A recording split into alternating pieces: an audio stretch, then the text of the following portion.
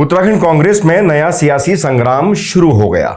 दो उपचुनाव के जीतने की खुमारी उतरी तो लोकसभा में करारी हार के बाद उत्तराखंड कांग्रेस अब लोकसभा में पांचों सीट की हार के कारणों की सच्चाई ढूंढने में लगी है। हालांकि कांग्रेस प्रदेश में हुए उपचुनाव में जीत के बाद उत्साह में दिखाई तो दे रही है, लेकिन जिस तरह से कांग्रेस के दिग्गज नेताओं का बयान अब आ रहे हैं वो फिर कांग्रेस में अंदरूनी खींचतान की तरफ इशारा कर रहे हैं। मानो कांग्रेस के ये दिग्गज नेता ठान चुके हैं कि उनकी आपसी कलह से पार्टी को जो भी नुकसान हो, लेकिन वो सुधरने वाले नहीं हैं और जैसे पहले चलते आया है वैसे ही चलता रहेगा। मतलब साफ है कि कांग्रेस भले दो उपचुनाव जीत गई हो, पर अपनी जीत से ज्यादा वो अब अपनी हार के चर्चे में मशगूल है। और हाँ, आम की मिठास भी इस मौसम में नेताओं के गले को तर कर रही है, पर दिल्ली में बैठे राहुल गांधी को शायद आम की मिठास भा नहीं पाई, इसलिए दूत भेज दिया कि जाओ और पहले 5 हार और उसके बाद आम की मिठास का अंदाजा लगा कर आओ, ताकि हम जान सकें कि थोड़े मीठे के चक्कर में कहीं हार का कड़वा घूंट तो पिए नहीं जा रहे हैं हम। उत्तराखंड में खासकर बीजेपी की चुनाव दर चुनाव सफलता के पीछे बीजेपी से ज्यादा कांग्रेस की आपसी कलह जिम्मेदार है, लेकिन कुछ नेता मानो तैयार ही नहीं इसको मानने को। अब एक बार फिर इन नेताओं की आपसी कड़वाहट सबके सामने आ रही है, जो कांग्रेस के लिए एक अच्छा संकेत तो बिल्कुल भी नहीं है।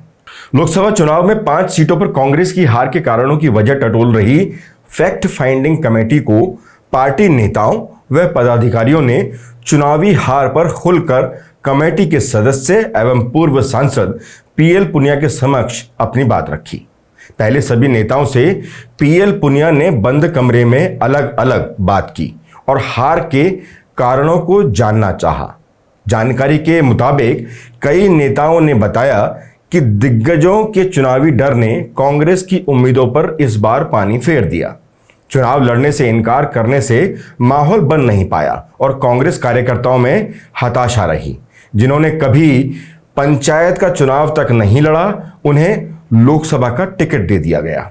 उत्तराखंड प्रदेश कांग्रेस कमेटी हरिद्वार से हरीश रावत, टिहरी से प्रीतम सिंह को टिकट देकर चुनाव लड़वाने के हाईकमान से पैरवी कर रही थी, लेकिन इन दिग्गजों ने चुनाव लड़ने से हाथ पीछे खींच लिए।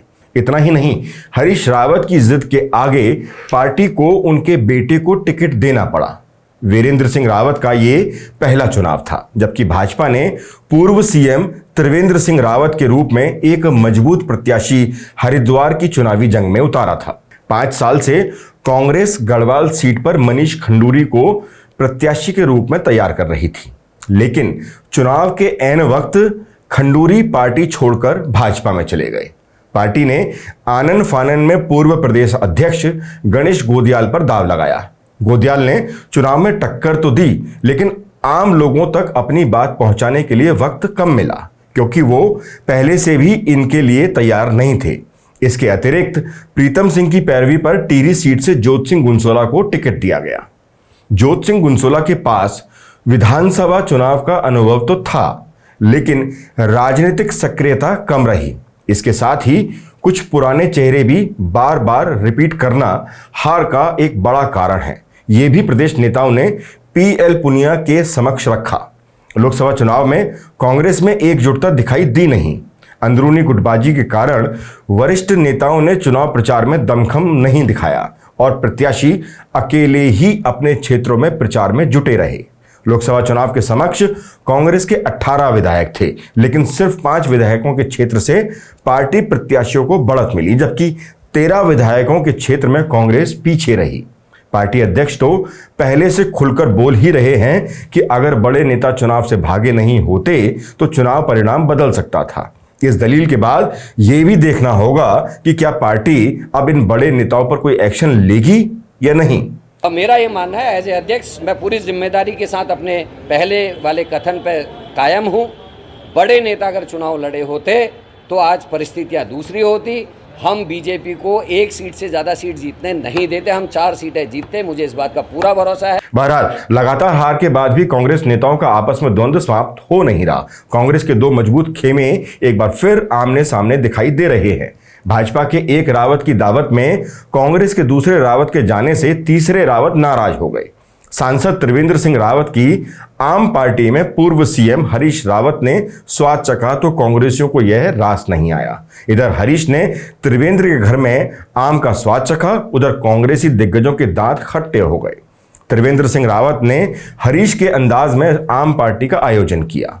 हरीश रावत उनकी इस दावत में पहुंचे। हरीश का त्रिवेंद्र की दावत में शामिल होना कुछ दिग्गज नेताओं को रास आया नहीं। हरीश रावत ने त्रिवेंद्र सिंह रावत के घर जाकर आम क्या खाए कि अब सियासी लिहाज से गुठलियों के दाम पूछे जा रहे हैं।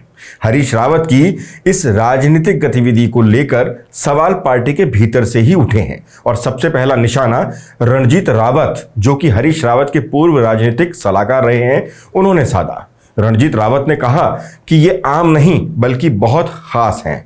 नाम लिए बगैर पूर्व कैबिनेट मंत्री हरक सिंह रावत ने कहा कि मेरे खिलाफ ईडी और सीबीआई का छापा इन्हीं लोगों की देन है।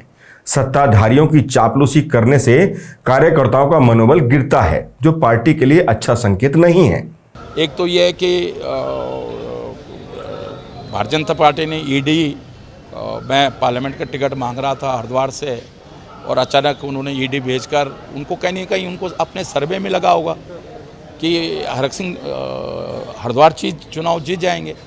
तो मुझे रोकने के लिए ईडी का उपयोग किया गया और कहीं ना कहीं उसका दुरुपयोग हुआ, उससे पूरा परिवार हमारा डिस्टर्ब हो गया। मुझे रोकने के लिए था, हरिद्वार पार्लियामेंट में रोकने के लिए था, और वो उस मकसद में कामयाब हो गए।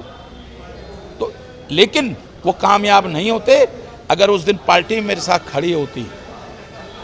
मैंने शैलजा जी से कहा, मैंने वेणुगोपाल जी से कहा इस बात को कि अगर उस दिन पार्टी मेरे साथ खड़ी होती ना, तो हरक सिंह रावत चाहे जेल चले जाता, लेकिन हरक सिंह रावत टूटने वाला आदमी नहीं है।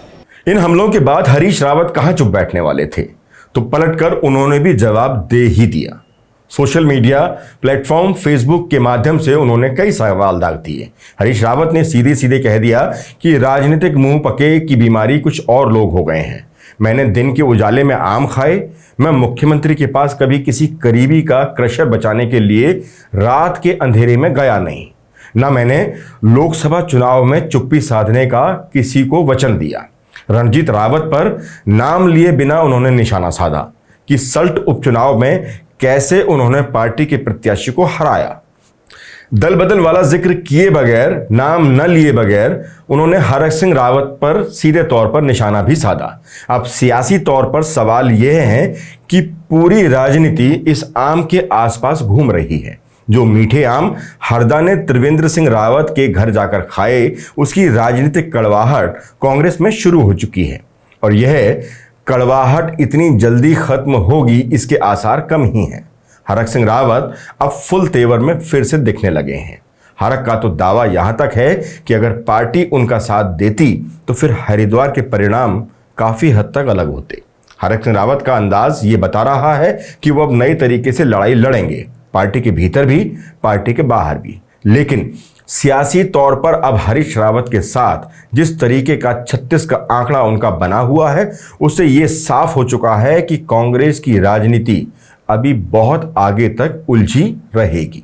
उत्तराखंड की हवाओं में तैर रहा सियासी सवाल अब यही है कि कांग्रेस के घर का यह घमासान आखिर थमेगा कैसे, और इस तूफान को आखिर रोकेगा कौन। और जब चुनाव के हार के कारणों की पूरी रिपोर्ट दिल्ली आला कमान के पास जा चुकी है, तो क्या दिल्ली का हस्तक्षेप होगा? सवाल यह भी है कि अगर हार का कारण कांग्रेस के कुछ दिग्गज नेता हैं, तो क्या उन पर कार्रवाई होगी?